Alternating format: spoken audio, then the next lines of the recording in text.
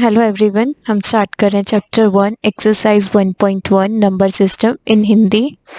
First हमारी exercise है संख्या पद्धति, ठीक है, जिसमें हम पहले से कुछ डेफिनेशंस पढ़ेंगे।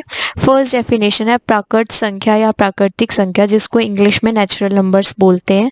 किससे डिनोट करते हैं हम इसको? एन से डिनोट करते हैं। प्राकृत संख्या वे संख्याएं होती हैं जो किससे शुरू होती हैं? हमारी एक से शुरू होती हैं। किससे शुरू होती हैं? एक से शुरू होती हैं।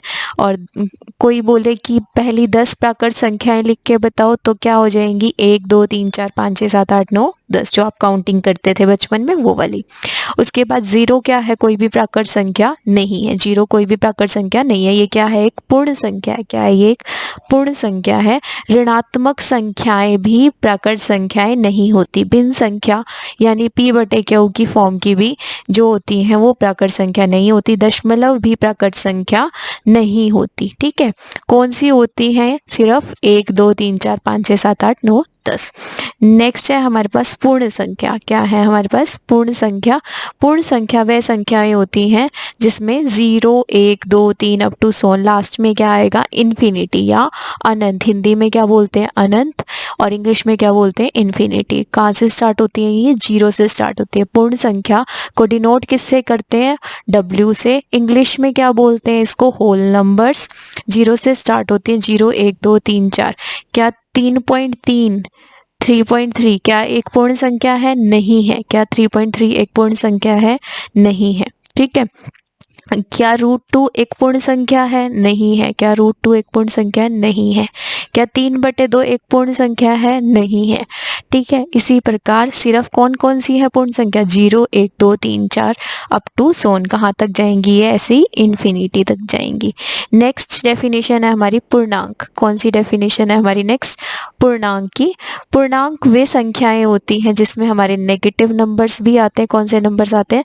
नेगेटिव नंबर्स भी आते हैं, 0 भी आता है और पॉजिटिव नंबर्स भी आते हैं, यानी ऋणात्मक संख्याएं भी आती हैं हिंदी में कहें तो, और 0 भी आता है और धनात्मक संख्याएं भी आती है। पूर्णांक को इंग्लिश में इंटीजर्स बोलते हैं। क्या बोलते हैं पूर्णांक को इंग्लिश में? इंटीजर्स। डिनोट किससे करते हैं? Z से। क्या 3.2 एक पूर्णांक है? नहीं। क्या 3/2 एक पूर्णांक है? नहीं। पूर्णांक क्या होते हैं?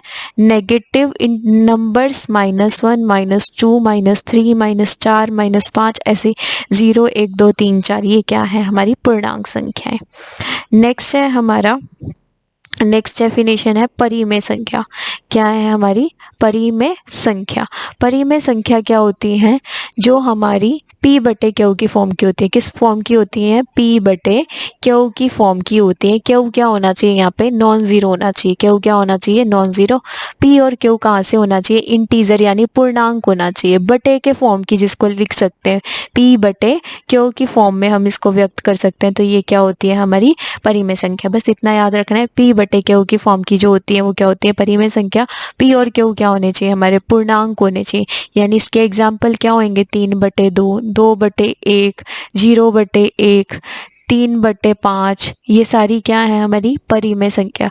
क्या √2 एक परिमेय संख्या है? नहीं है। √2 एक परिमेय संख्या नहीं है। p और q क्या होने चाहिए? इंटीजर। और p और q का HCF, इसको क्या बोलते हैं? HCF कितना होना चाहिए? 1। HCF क्या होता है? Highest common factor. HCF क्या होता है हमारा?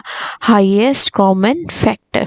नेक्स्ट डेफिनेशन है हमारी अपरिमेय संख्या, जो p/q के फॉर्म में नहीं लिखी जा सकती। p/q के फॉर्म में नहीं लिखी जा सकती, उसको क्या बोलते हैं? अपरिमेय संख्या। फिर कौन सी होती है अपरिमेय संख्या? √p टाइप की। कौन से टाइप की? √p। p क्या होता है यहाँ पे? अभाज्य संख्या, प्राइम नंबर। प्राइम नंबर को क्या बोलते हैं हिंदी में? अभाज्य संख्या। अभाज्य संख्या कौन सी होती है? 2 3 5, ये सारी क्या है?